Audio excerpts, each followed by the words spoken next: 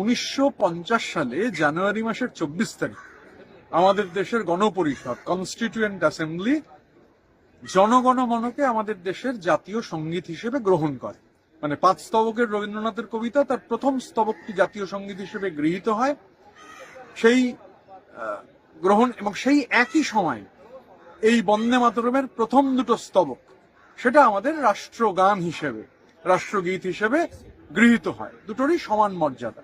এই যে পার্লামেন্ট, আমরা পার্লামেন্টে রয়েছি, পার্লামেন্টের অধিবেশন যখন শুরু হয় তখন জনগণমন দিয়ে শুরু হয় রবীন্দ্রনাথের লেখা, আবার যখন শেষ হয় ঋষি বঙ্কিমের লেখা বন্দে মাতরমের প্রথম দুটো স্তবক বাজানো হয়।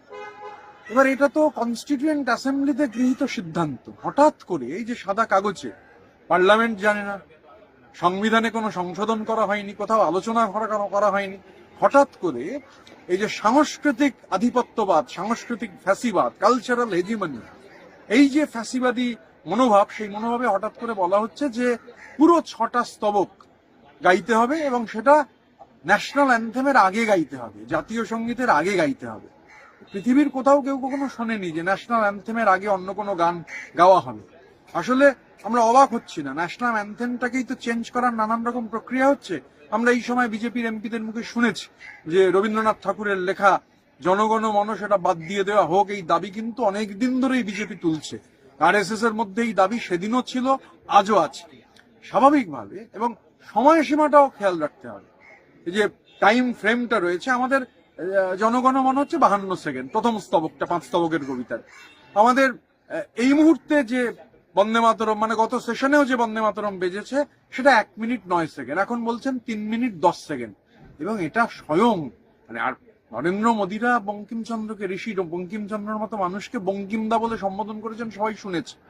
তো এই যে ধরুন মানে 1950-এ 24শে জানুয়ারি যখন এটা গৃহীত হয়েছিল, তার আগে 1937-এ পৃথিবীর কবি স্বয়ং রবীন্দ্রনাথ তার পরামর্শে তিনি পরামর্শ দিয়েছিলেন যে প্রথম দুটো স্তবকই গ্রহণ করা হোক।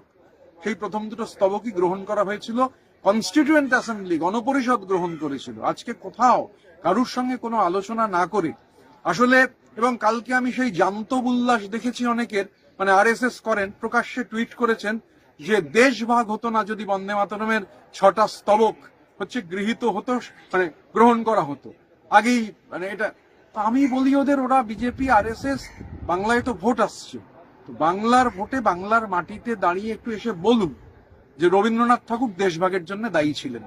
কেননা এই যে প্রথম দুটো স্তবক গৃহীত হবে তো রবীন্দ্রনাথের পরামর্শে, রবীন্দ্রনাথ পরামর্শ দিয়েছিলেন। এটা মহাত্মা গান্ধীর সিদ্ধান্ত নয়, পণ্ডিত জওহরলাল নেহরুর সিদ্ধান্ত নয়, নেতাজি সুভাষচন্দ্র বসুর সিদ্ধান্ত নয়, কারুর সিদ্ধান্ত নয়, ওনার পরামর্শে, রেকর্ডেড হিস্ট্রি। এখন বিজেপি চেষ্টা করছে ইতিহাসের বদলে পুরাণ দিয়ে ইতিহাসকে রিপ্লেস করা, সেটা অন্য কথা। কিন্তু এই যে ঘটনাটা ঘটেছে, এটা ঋষি বঙ্কিমচন্দ্রকে ওরা তো মানে ওই কিরম সম্মান দেন জানা গেছে, বঙ্কিমদা বলে সম্বোধন করছেন, আর রবীন্দ্রনাথের বিরুদ্ধে যুদ্ধ ঘোষণা করছেন। কারণ রবীন্দ্রনাথের পরামর্শে এই প্রথম দুটো স্তবক গ্রহণ করা হয়েছিল। আর সব থেকে বড় কথা উঠছে যে জাতীয় সঙ্গীত, 52 সেকেন্ডের জাতীয় সঙ্গীত, তার আগে 3 মিনিট 10 সেকেন্ড ধরে পুরো গান, এখন যেটা 1 মিনিট 9 সেকেন্ড। এবং এগুলো কোথাও কিন্তু কোনো চর্চা নেই, আলোচনা নেই। ফ্যাসিস্টরা আলোচনা করে না, ফ্যাসিস্টরা সিদ্ধান্ত নেয় এবং সেই সিদ্ধান্ত চাপিয়ে দেয়। আরএসএস যে কালচারাল হেজিমনিতে বিশ্বাস করে তারই ম্যানিফেস্টেশন। এবং আমি শেষে যে কথাটা বলতে চাই যে বিজেপি আরএসএস এর যদি দম থাকে, বিজেপি যদি এই ক্ষমতা দেখায়, যে কথা ওরা মানে, আমি কালকে এরকম অনেকগুলো টুইট দেখেছি, ফেসবুক পোস্ট দেখেছি, এটা যদি আগে করা হতো দেশ নাকি ভাগ হতো না। আসুন না, বাংলার ভোট আছে তো, বাংলার ভোটে তো বক্তৃতা করবেন, সেই বক্তৃতার সময় মাইকে দাঁড়িয়ে বলুন যে দেশভাগের জন্য রবীন্দ্রনাথ ঠাকুর হচ্ছে দায়ী ছিলেন। এবং তারপর বাংলার মানুষ আপনাদের বুঝিয়ে দেবে যে জনগণমনেরও মানে কি আর বন্দে মাতরমেরও মানে কি।